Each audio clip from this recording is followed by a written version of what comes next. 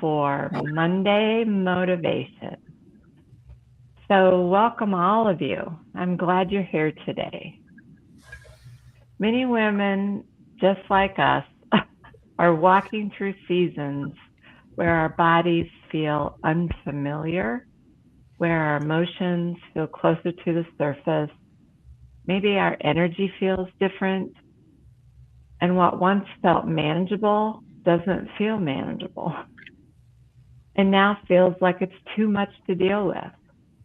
And too often we try to just push through those feelings, question ourselves, wonder what's gone wrong with us.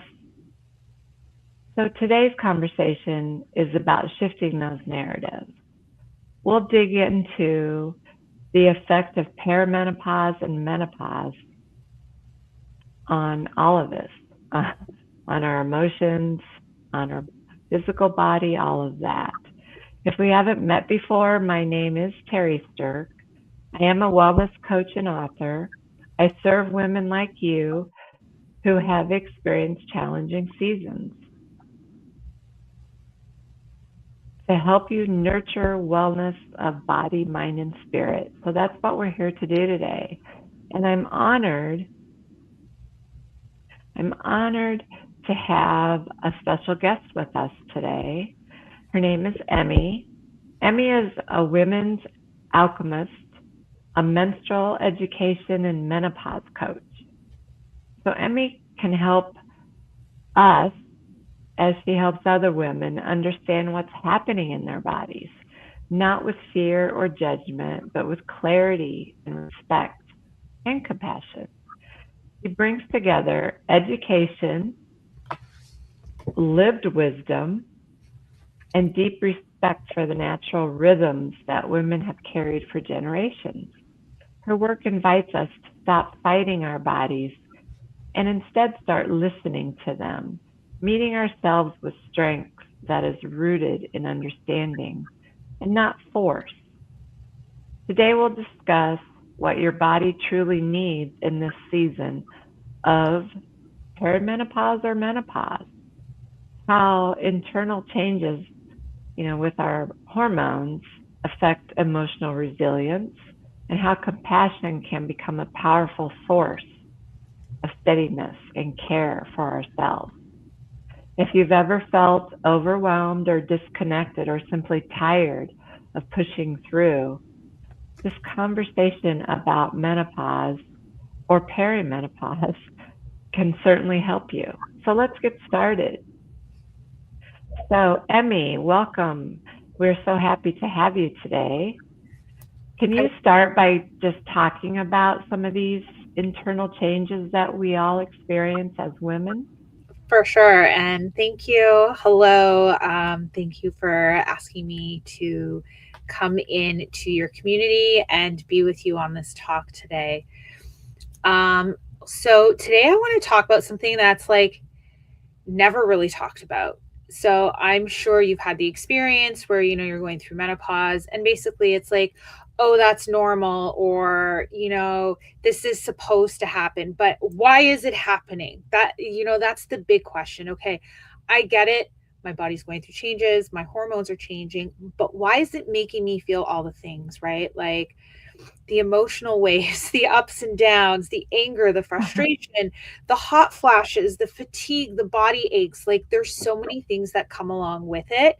And we're just told it's part of the change. But why are all of these things happening? And that's what I want to talk about today.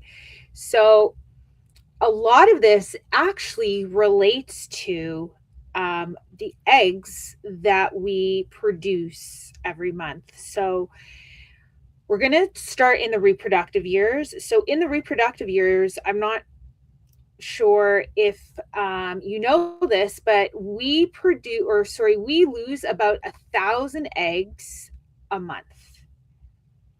Okay.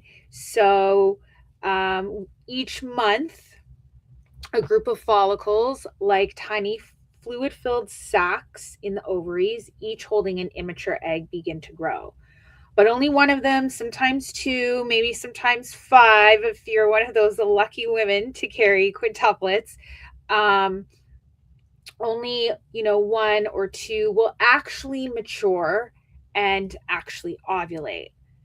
But then what happens to the other like 999 eggs that we have? So they don't go through our fallopian tubes and they don't release when we have our period. So what happens to them? They actually go through something called atresia. So what happens is um, our body gently ends their life cycle. However, we have a little cleanup crew inside of our body, and they come in, and the eggs that didn't mature, they actually break them down and reabsorb all of the nutrients, proteins, fats, minerals, and zinc back into our body, right? So think of proteins, fats, magnesium, zinc, vitamins, all of these things, and reabsorbs them into our body and uses them elsewhere. It's like our body's own composting system. Nothing is wasted. So when your body reabsorbs these follicles, it's actually recycling the materials. Amino acids that can be used for new cell growth, fats that can become energy and hormone precursors, minerals, and get redistributed throughout your bloodstream. So if the ovaries aren't just there for reproduction, they're metabolic organs. They're like little alchemists that constantly are transforming and regenerating. And this happens every month, this process of growth, release, and recycling. And it creates this rhythm that actually supports your whole entire system, your energy, your mood, your metabolism, even your skin and your sleep. So now let's take all of this, okay? So think of what all of this is doing inside of your body, right? Your body is getting these nutrients, these amino acids, these minerals into your body each and every month. But now in perimenopause, things start to slow down a little bit, right? So this is the year when your hormone levels start to fluctuate and your ovaries begin to quiet down, which many of you are experiencing in life right now. So yes, we know our ovaries are slowing down, so our hormones are, you know, begin to quiet down as well. But why is this affecting us so much? Well, if you look at everything I just told you, now with the ovaries slowing down, this means our body isn't producing as many eggs as we were in our reproductive years. So if our eggs are lessening month by month, that means all of those amino acids, the minerals, the vitamins, all of these things are now lessening inside of our body. We're not getting all of that recycled goodness that our body has produced back into our body. And then on top of that, our estrogen and progesterone start to drop as well. And these hormones don't just affect our period, but everything is affected, okay? Our hormones talk to our brain, joints, muscles, gut, bones, heart. They influence your how your mitochondria produce energy, and how your body manages inflammation and how your nervous system feels balanced. So when the hormones drop and your body's not producing all these things anymore, your body goes into more of a survival mode, and everything is thrown off because all of these things that were going into your body before are not being produced naturally. So your body's trying to survive. So it's like suddenly this whole communication network is changing. The orchestra that has been playing in harmony for decades starts tuning down its instruments. And that's why you might feel fatigued or foggy, more achy or inflamed, less emotionally steady or resilient. So it's not that your body is failing you, it's just that it's actually like reorganizing how to manage energy and prepare with that same ovarian rhythm. But I want you to think of it this way, that perimenopause isn't about losing something, it's about a redistribution, right? Your body is shifting from reproductive focus to a regenerative one. So you're no longer cycling to create life, you're cycling to sustain your life. Now, while all of this is happening, while your ovaries and your eggs, aren't producing what they used to produce, and that atresia is no longer happening and your hormones going down, something really beautiful happens. So as the estrogen and the progesterone decline, testosterone becomes your most dominant hormone. Sorry if you can hear pages. I keep notes with me because then I go off track and I talk too much. So testosterone becomes your dominant hormone. Not that you are producing more, it's just that with the estrogen and the progesterone lowering, your testosterone becomes the most dominant. And this shift begins to chemically rewire the brain.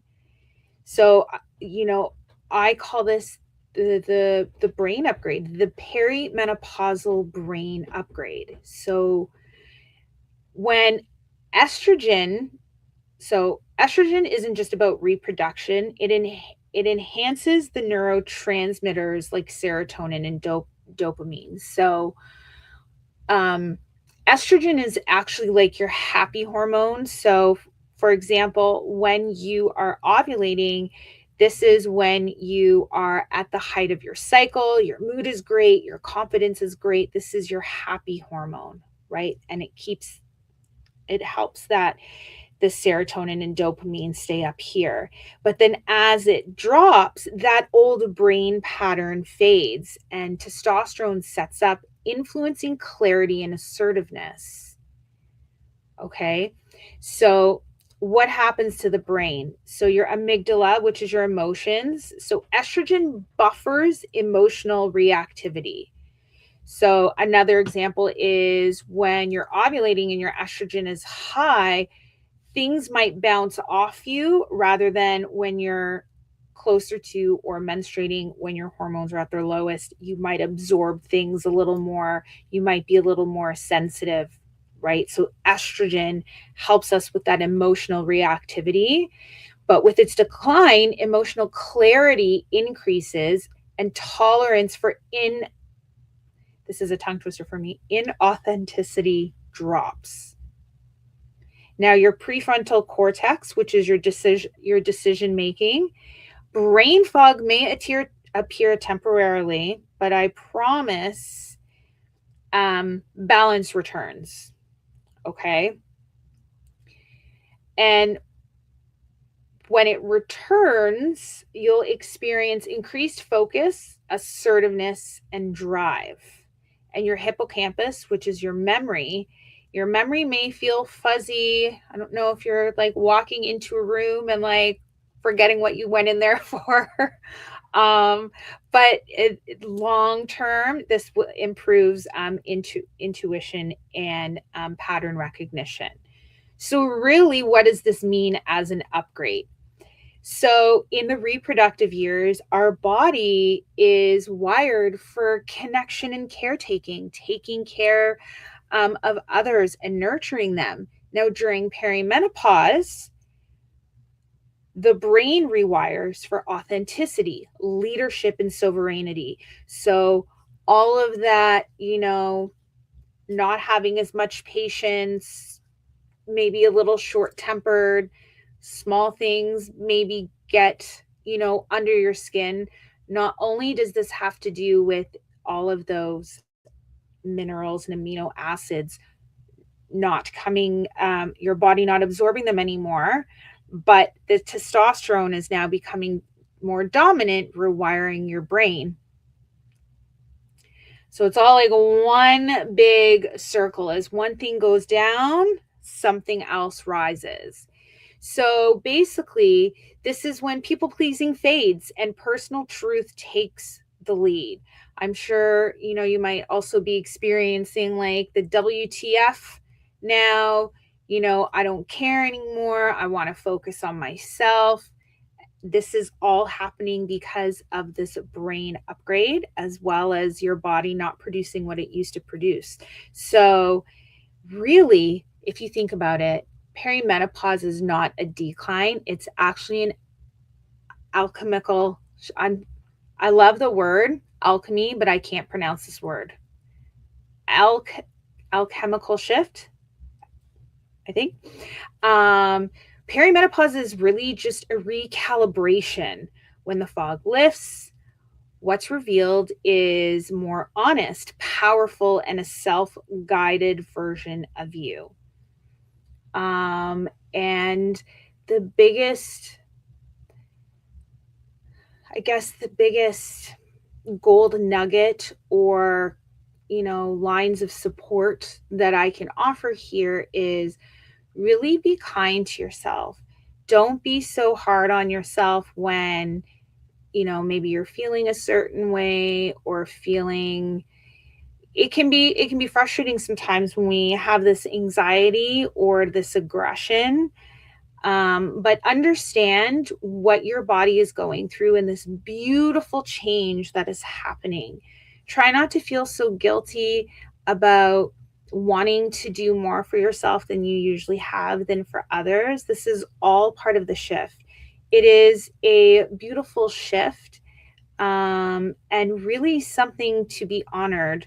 Now I can go into the whole story of, the stories that have been passed down from others, so that, whole thing we get into our head of this isn't a great experience, but focusing on, now understanding what is happening to your body, and not just knowing what you're going through, but really having an understanding of, okay, like this makes sense now. I understand why I'm feeling these changes, and understanding that this is an upgrade. Like, this is a true upgrade, coming into authentically being you, no more people pleasing, and, standing in your personal truth and taking the lead. So, yeah. Terri? I'm here. That just sounds, that's, I heard some very encouraging news there. The one thing that I heard is that it's a time of, I would say renewal, where we Yeah. can have more control over how we feel. Mm-hmm. Can you talk a bit about some of the physical aspects that we feel when our hormones are depleted? Oh my goodness, like the ones I was talking about with you before we came on live? Those Yeah, ones? yeah, just yeah, maybe 5 minutes or so. I That'd be think great. there's like 120 symptoms of perimenopause. Um, Yeah. there's definitely more than the ones that I went over with you, but I mean, there's things like frozen shoulder, heart palpitation, vaginal atrophy, um, lowered libido. There's the weight gain, there's the moodiness, there's the emotional ups and downs, brain fog, memory lapses, um, Mm-hmm. sleep disturbances, um, hot flashes, cold flashes, night sweats, insomnia, longer cycles, shorter cycles, missed periods, heavier periods, longer periods, Maybe you're experiencing cramps if you haven't experienced them before. I mean, there's just so many. And yet, I know a woman in her 60s, and she told me, she said, one day I just stopped getting my period and that was it. Like, she didn't experience anything. There might have been some small some small things. And that's another thing that, I just want to say is, you don't have to be experiencing any of these things. Not every woman actually, experiences a lot, but you also don't have to be experiencing all of them to be in, perimenopause. They can come like, over time, where it's like a buildup. Whereas now I'm starting to experience more things than I did before. Mine is more so now body aches, and I think like some chest flutters, where it's almost like I feel something which feels like a presence. I'm thinking I'm gonna go check it out just to, have some peace of mind. Um, Sleep disturbances. I haven't slept well in, I can tell you how long. The past week, 10 days though, I've been pretty lucky. I've had some good sleep, so I take them when I can. Body aches, and a lot of it too is like how we're approaching it. Um, I know many women that are still trying to like hustle and push through their days like they always did, but your brain and your body aren't there anymore. So it's really about adjusting and how you're approaching the life phase. But there's a lot of symptoms, but they can happen over time, or maybe through your whole experience, you just experience some of them. Um, I mean, even with my periods, I'm pretty regular, but I have, many many other symptoms, and I've met women that experience things that I don't haven't experienced, Right. or vice versa. We're all very different, and that's, something that I talk about in my webinars and with my clients, is that everybody's journey is so different, and what I've experienced and what you've experienced is very different. It doesn't mean that we don't have similarities, right? And we can't support each other, but how I experience my ups and downs and how you experience your ups and downs. And maybe you slept like a baby all through menopause, and I have the sleep disturbances, Um, so, and I think it's really important for women to understand that everybody's journey is different. So don't feel that, oh my goodness, I'm not experiencing that, I'm not in perimenopause, or oh my goodness, I'm experiencing this and it's not on the list. Like, we're all very different. I think when did I hear about heart palpitations? I think maybe just a couple months ago that came on my radar. And another one, which I found very interesting, was in my group, um, with my mentor, the woman that I've trained with. She actually asked a question, or she did, or somebody else did. It was about smoke. And she asked if anybody smelled anything funny with their menopause symptoms. And many women started putting smoke, like a bonfire. And I was like, that's really weird, because I smell that too. But it's hard for me to gauge because I live in the country. So in the summertime, like, there's lots of bonfires here. But it was that smell of smoke. And a lot of women put that down. But I've also heard that a lot of women smell cigarette smoke for no reason at all. So there's something with menopause and smelling smoke, which I found very interesting. And that was like in one container too, where like all these women were like, oh yeah, I smell this, but it's like smoke, which I found very interesting. So, and Yeah, I hadn't heard that one until you mentioned it. That's I, interesting. yeah, and I'd never thought of it until this poll was done in the group. And it was just like, oh, I just thought I was like, smelling weird things. But then again, my smell is really off and my taste is really off right now. Like, sometimes I can't tell if something has gone bad, like by smelling it. Like, I have to get somebody else to smell food for me sometimes because I can't tell. Um, Also, sometimes when I taste it, I can't necessarily tell if it's gone bad, but sometimes I think things have gone bad and they haven't. So like, yeah, my taste has really changed. I love pineapple, but they bother me now. It's the acid in it. Um, Digestion is another one too. Yeah, it is amazing I what know. our bodies do and do for us, even though we don't realize it's actually a good thing. I know. Um, The period, the menstrual cycle, the period is really such a beautiful thing. I appreciate it now because of, my line of work and like all of the research mhm, and studying I've done. Um, it truly is like just such the fact that this happens in our bodies monthly, and just even knowing about the atresia and like what happens to those eggs and actually like how they feed our body. Those eggs mhm. feed our body monthly, right? Um, yeah, I think our Yeah. bodies are just miracles. Well, I always thought it was, I had a hysterectomy. I guess I was 45 when I had that. But I still felt my cycle. I was still releasing eggs because I still had an ovary. I just didn't have a uterus. So that was always fascinating to me that I'm still cycling. I just don't bleed any longer. Yeah, Um, and I think that's true with a lot of women who, been through cancer or been through surgeries like I had. Um, that was just new to me. But from what you are speaking about, I can see why it was that way.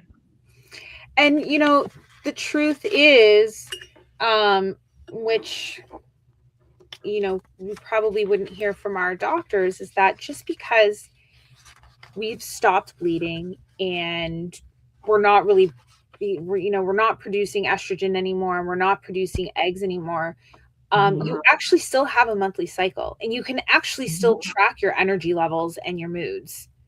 Mm-hmm.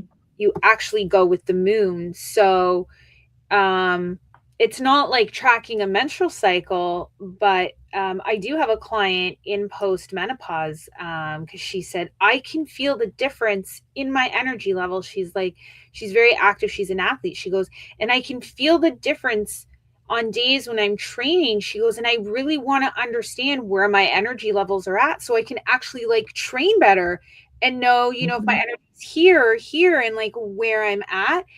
And when I said, well, yeah, because you still have a cycle, she goes, I knew it. She goes, I always felt that in my body, but like it's not stuff that we're told or explained. Mm-hmm. So our cycle doesn't stop. We just cycle in a different way. That, yeah, I would agree with that completely. I know it's true for me. Well, I could keep yeah, talking about this for hours. So we should probably say bye. yeah. This conversation, it demonstrates that, we don't have all the answers, but just understanding yourself and what's happening in your body and giving yourself compassion is the one thing I've learned today. Understanding what cycles we're going through, how we might be impacted by the moon. I've always been impacted by the moon, so I do pay attention to that. Mm-hmm.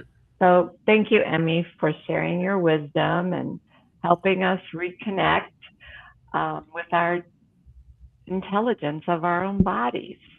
That's great. So, everyone, as you move through the rest of your day, I invite you to carry one gentle intention. Notice what your body is asking for and respond with kindness rather than judgment.